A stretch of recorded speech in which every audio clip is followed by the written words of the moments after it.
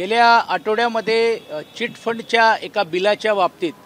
राज्याच्या उपमुख्यमंत्र्यांकडे माझ्या प्रश्नाच्या माध्यमातून किंवा सुतोवाच्या माध्यमातून त्याला पाठिंबा देत असताना हमशा पाडवी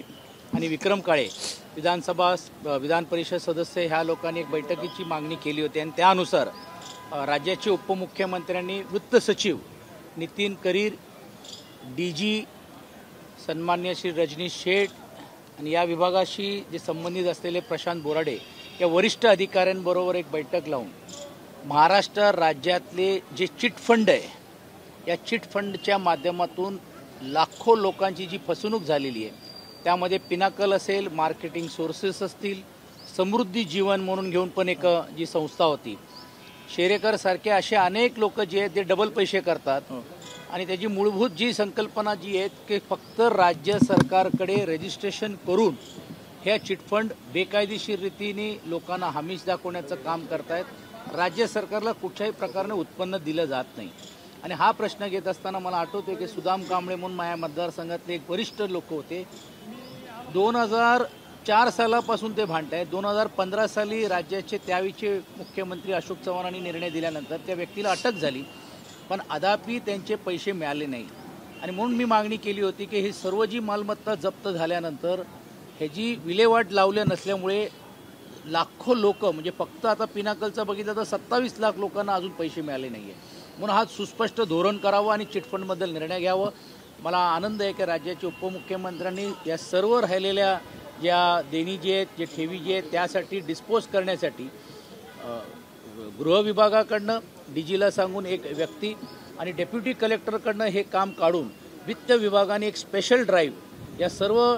ठेवीदारींचे जे पैसे होते जे बुडालेले आहेत या सर्व मालमत्ता ज्या जप्त केलेल्या त्याला पूर्ण रीतीने लिलाव करून या लोकांना पैसे देण्याचं काम केलेलं आहे। या माध्यमातून विक्रम काळेजी आणि आम्ही सर्वांनी एक दुसरी मागणी केली की चिटफंड कशाला पाहिजे,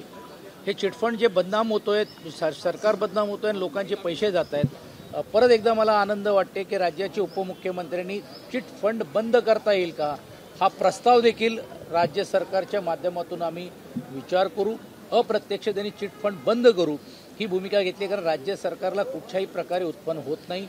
दुसरी, राज्य सरकारकडनं जाहिराती द्यावी की अशा चिटफंड हे जे केले जात आहे त्याची फसवणूक होते त्यापासून लोकांनी लांब राहावं, तो देखील एक सुतोवाच त्या बैठकीमध्ये करण्यात आलेला आहे। आणि भविष्य काळामध्ये चिटफंडच्या माध्यमातून अनेक आणि लाखो जे लोक जे आहेत जे भुरटले झालेले आहेत, विशेषतः ग्रामीण भागामधले पण आता ही संख्या वाढत चालली आहे कारण समृद्धी जीवनमध्ये पण आपण पाहिलं असेल की अनेक लोकांना बैलगाडी देतो, अनेक वेळा ज्या ट्रॅक्टर देतो, या सर्व गोष्टी जी दिलेल्या आहेत यातून सुटका होण्याची शक्यता नाकारतात। साधारणपणे ज्या पद्धतीने ट्विंकल असेल, पल्स असेल यांच्या मालमत्ता देखील या अगोदर जप्त करण्यात आल्या होती मात्र त्यांच्या ठेवीदारांची रक्कम अद्यापही मिळाली नाही। मी जसं एक उदाहरण सांगितलं पिनाकलच्या बद्दल आणि म्हणूनच हे झालं कारण हे सर्व काम डेप्युटी कलेक्टरकडे दिला जातो आणि डेप्युटी कलेक्टरकडे तेवढा वेळ नाहीये की ते लिलाव करण्यासाठी। यासाठीच वित्त विभागाकडनं स्पेशल ड्राईव्ह घेतली जाईल, गृह विभाग पण त्याला सहकार्य करेल आणि या सर्व जे काही जे जप्त झालेले जे आहेत या जप्त झालेल्या प्रॉपर्टीज हे त्वरित लिलाव करून सर्व खातेदारांना त्याचे पैसे परत देण्याची प्रक्रिया सुरू होईल। साधारणपणे किती लाख, किती कोटी? एकच फक्त पिनाकलचं जर बघितलं तर 27 लाख लोक आहेत। समृद्धी जीवनमध्ये किमान नाहीतरी देखील 25-30 लाख आहेत। तर ह्याचा आकडा हा कोटीच्या घरामध्ये जाऊ शकतो आणि राज्यातले जे कष्टकरी आणि ह्याच्यामध्ये कोण मोठी श्रीमंत लोक नाही आहे जे शेअर मार्केट्समध्ये इन्व्हेस्ट करतात, सर्वसामान्य व्यक्ती आहे, पेन्शनधारक आहेत, अनेक लोक जे आहेत कष्टातून जे काही उत्पन्न निर्माण केलं त्याच्यात आहेत, 2 पैसे जीवनासाठी जास्त मिळावे या भावनेतून हे जे ठेवीदार आहेत तर मला असं वाटतं लाखो आणि करोडो लोकांना याचा फायदा झाल्याशिवाय राहणार नाही। ABP माझा, उघडा डोळे बघा नीट।